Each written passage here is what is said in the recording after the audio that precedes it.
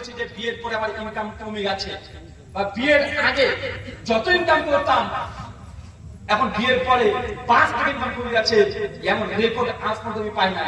যদি গণনা করতে যাই 10 লাখের উপরে মানুষকে প্রশ্ন করা হয়েছে, এরকম মাহফিলে, শত মাহফিল যদি হিসাব করা যায়। আচ্ছা, বিয়ের পরে ইনকাম যা ছিল তার ডবল হয়ে গেছে। কার কাছে হাত তোলেন তো? হয়েছে? ভালো করে দেখবেন, 2-3 বছরের মধ্যে ইনকাম ডবল হয়ে যায়। হয় কি হয় না? কথা বলেন। বাচ্চা আসলে টাকা ইনকাম আরো বাড়ছে। হয় কি হয় না? হয়ে যায়। কেন? রিজিকের মালিক তুমি না, রিজিকের মালিক কে? আল্লাহ সুবহানাহু ওয়া তাআলা। তাই ছেলে মেয়ের বাবা মা যারা এখানে আছেন, যারা মনে করছেন ছেলেটা তো ভালো, ছেলেটা ভালো, পরিষ্কার, আবার গ্র্যাজুয়েট কমপ্লিট করেছে, দেখতেও সুন্দর, ছেলেটা চাকরি করে না, ব্যবসা করে, মেয়ের বিয়ে দেব, ভয় করছে বাবা মা। দেখছে এটা চরিত্র ভালো, বিদেশের চর্চা কোনো নেশা নেই, কোন নারী ঘটিত কোনো কেলেঙ্কারি ছেলেটা নেই, অপরাধ সেটা কি অন্যায় করেছে, বাবা মা বিয়ে দিচ্ছেন একটাই কারণ, যে মেয়েটার বিয়ে দিয়ে দেবো, ছেলেদের সঙ্গে তো কিছু করেই না। মনে রাখবেন, যতক্ষণ পর্যন্ত মেয়েটা তার ঘরে না যাচ্ছে, প্রথমত রিজিক এর দ্বার উন্মুক্ত হবে না। কেন? রিজিকের মালিক আপনি না, আল্লাহ সুবহানাহু ওয়া তাআলা। একটা উদাহরণ দিই, বাস্তব রিয়েলিটি, বাবা মা এই উদাহরণটাকে ভালো করে মনে রাখবেন। আচ্ছা, একটা মেয়ের বয়স ধরেন 40 হয়ে গেছে। কত হয়ে গেছে? 40। মেয়েটা এখনো বিয়ে করেনি, মেয়েটার বয়স 40। এখন বলেন তো, মেয়েটি সারাদিন খাওয়া দাওয়া করছে, কিন্তু তার স্তন থেকে 1 ফোঁটা দুগ্ধ তৈরি হবে সম্ভব? বয়স কত? 40 বা 45 ধরে, বা 18 থেকে পরে যা বয়স ধরে, বিয়ে করেনি, বাচ্চা নেই, তখন বিয়েও করেছে, কিন্তু মেয়েটা আল্লাহ সুবহানাহু ওয়া তাআলা তাদের কোল ভরে করে সন্তান দেয়নি, বিয়ে করেছে, স্বামী সংসার করেছে, কিন্তু এখন বাচ্চা প্রেগনেন্ট হয়নি। এখন এই মেয়েটির দুগ্ধ থেকে 1 ফোঁটা দুগ্ধ বের করে সম্ভব? পারলে কেউ? না। কিন্তু মেয়েটা যখন প্রেগনেন্সি হয়ে যায়, পজিটিভ হয়ে যায়, বেবি কনসেপ্ট হয়ে যায়, প্রথম কি হয় বলেন তো, একটা মেয়ের শরীরের হরমোনিক পুরো মানে চেঞ্জিং হয়ে যায়। কি হয়? মেয়েটা তখনই প্রেগনেন্ট বা পজিটিভ হয়ে যায়, সঙ্গে সঙ্গে তার রজত তথা তার ঋতুস্রাব, মেন্স পিরিয়ড আল্লাহ থেকে স্টপ করে দেয়। তখন বন্ধ হয়ে যায় না? কেন বন্ধ হয়?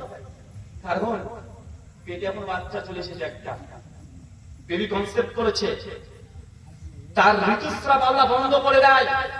আর ঋতুর যে নাপাক রক্ত, ওর কানেকশনটা ওই বাচ্চার কানেকশনের সঙ্গে করে দেয়। পেটে যতদিন এই শিশুটা এখন থাকবে, তখন মেয়েটা আর ঋতুস্রাব হবে না। কেন? কারণ ঋতুটাই, ওই নাপাক রক্তই তার পেটের মধ্যে থাকা সন্তানটা আস্তে আস্তে খেয়ে খেয়ে খেয়ে খেয়ে সে বড় হতে শুরু করে দেয়।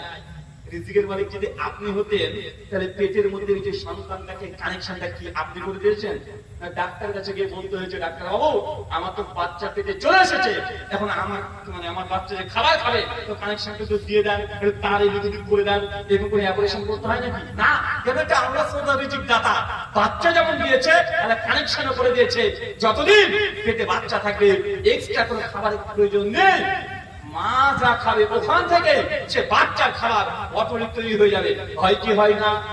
যখন সন্তানটা এই দুনিয়াতে ভূমিষ্ঠ হয়ে যাবে, আল্লাহ থেকে কিভাবে মায়ের স্তন ভর্তি করে আল্লাহ দুগ্ধ দিয়ে পূর্ণ করে দেয়। দেয় কি দেয় না? কথা বলেন। যতদিন দাঁত না উঠছে, মানে গরুর হাড্ডি চাবাতে না পারছে, ততদিন পর্যন্ত দেখবেন বাচ্চারা দুধ খাচ্ছে শুধু, তাই না?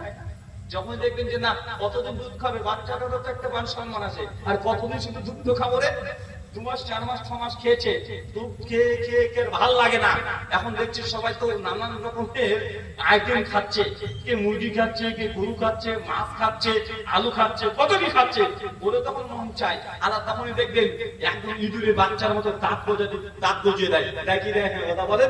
তার মানে আপনাকে বুঝতে হবে, রিজিকের মালিক আপনি না, যে গর্ভের সন্তান দিয়েছে তিনি বাচ্চার খাবারের ব্যবস্থা করে দেয়। তাই আপনি যতক্ষণ পর্যন্ত একটা মেয়েকে বিবাহ না করছেন, ততক্ষণ পর্যন্ত তার রিজিক আল্লাহ আপনাকে দেবে না। মিশকাত আসমার পাতা 300 আল্লাহ বলছেন দুটো জিনিস মানুষকে খুঁজে বেড়ায়, এক রিজিক, দুই মৃত্যু।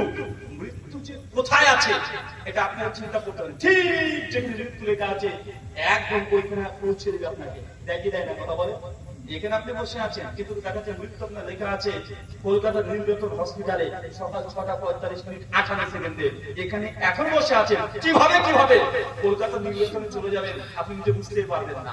ভয় কি হয় না কথা বলেন। আর একটা কি রিজিক, আল্লাহ বলছেন যতক্ষণ পর্যন্ত মানুষ তার উপার্জিত রিজিক কমপ্লিটলি না পাবে ততক্ষণ তার মৃত্যু হবে না। মৃত্যুর সঙ্গে রিজিকের সম্পর্ক। রিজিক আছে, জীবিত আছেন, রিজিক শেষ, সেদিন আপনার মৃত্যু হবে। কোটি টাকা ইনকাম করেন, কোটি টাকা ইনকাম করেছেন, খাসির মাংসের সামনে দিয়েছে আর রসগোল্লা দুটো দিয়েছে, মন চাচ্ছে খেতে, কিন্তু যখন দেখছি আরে বাবা রসগোল্লার দিকে ভয় পাচ্ছে, বাবা খেতে মন চায়, দেখে আবার ভয় পায়, মনে হচ্ছে এটা খাওয়া মানে এটা বোম খেয়ে নেওয়া। কেন? ও সুগার হাই আছে না কথা বলে, কেন রিজিক শেষ হয়ে গেছে, ও রিজিক শেষ। মিষ্টি যে খাবারের যতটা রিজিক আল্লাহ নির্ধারণ করে দিয়েছে ও খেয়ে নিয়েছে, এখন মিষ্টি দেখে সে ভয় পাচ্ছে, যেটা খাওয়া মানে শখের বোম খাওয়া। এরকম আছে না নাই? রিজিক যে আল্লাহর পক্ষ থেকে আপনাকে বিশ্বাস করতে হবে। কেন? একটা মেয়ে যখন তার বাবার কাছে থাকে, তো একটা মেয়ের একটা নির্দিষ্ট রিজিক আছে না নাই? আছে না নাই? মেয়েদের রিজিক আছে তো, আর মেয়েটা উপার্জন করবে না। এই জন্য মেয়েটার দায়িত্ব কার কাছে? বাবার কাছে। কারণ আল্লাহ সুবহানাহু ওয়া তাআলা ওই মেয়েটার রিজিক তার বাবার ইনকামে দিয়ে দেয়। যখন মেয়েটা আপনার বউ হিসেবে আপনার কাছে আসবে, তো রিজিক আল্লাহ ট্রান্সফার করে দিবে। আপনার স্ত্রীর যে রিজিক আল্লাহ আপনার ইনকামে কিভাবে যে ঢুকে দিবে আপনি তা বুঝতে পারবেন। এটা আপনার কাজ না, এটা কার কাজ? এটা আল্লাহর কাজ। যতদিন স্ত্রী আপনার কাছে আসে নাই ততদিন আপনি রিজিক পাবেন না। যখনই রিজিক মানে স্ত্রী আপনার বিবাহ করে ফেলবে, অটোমেটিকলি আল্লাহ আপনার রিজিক বৃদ্ধি করবে। কেন? এইভাবে আল্লাহ নিজাম, এইভাবে আল্লাহ চালান।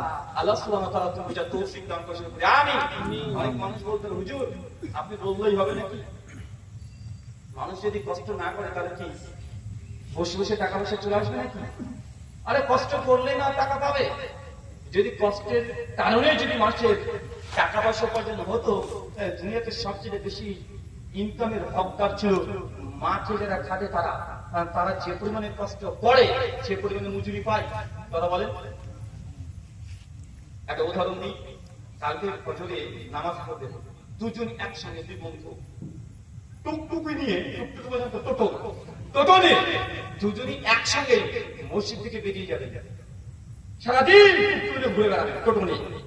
মাগরিবের সময় দুজনই ঢুকবেন, দুজন সেম পরিশ্রম করেছে, একই সময় বেরিয়েছে, একই সময় ফেরত আসবে। বলে তো দুজনের ইনকাম সেম হবে? কেন হবে না? চেষ্টা তো দুজনই করেছে। আপনি তো বলছেন চেষ্টা করলে সম্ভব না, সবকিছু চেষ্টাতে সম্ভব নয়। আচ্ছা দুটো দোকান আছে, দুটো দোকান, কাপড়ের দোকান, সেম দেখতে, হুবহু একই দেখতে, পাশাপাশি আছে, সেম মাল, একই সময় দোকান খুলছে, একই সময় বন্ধ করছে। বলে তো দিন শেষে দুজনের বেচাকেনার সমান হবে? কেন? কেন হয় না? দুজন ডাক্তারি করেছে, দুজনে চেষ্টা করেছে, ডাক্তার হয়েছে, এমবিবিএস ডাক্তার, দুজনই সেম রেজাল্ট, কিন্তু দুজনই নাম, যশ, খ্যাতি, টাকা পয়সা সেম হবে? হয়। অনেক সময় দেখবেন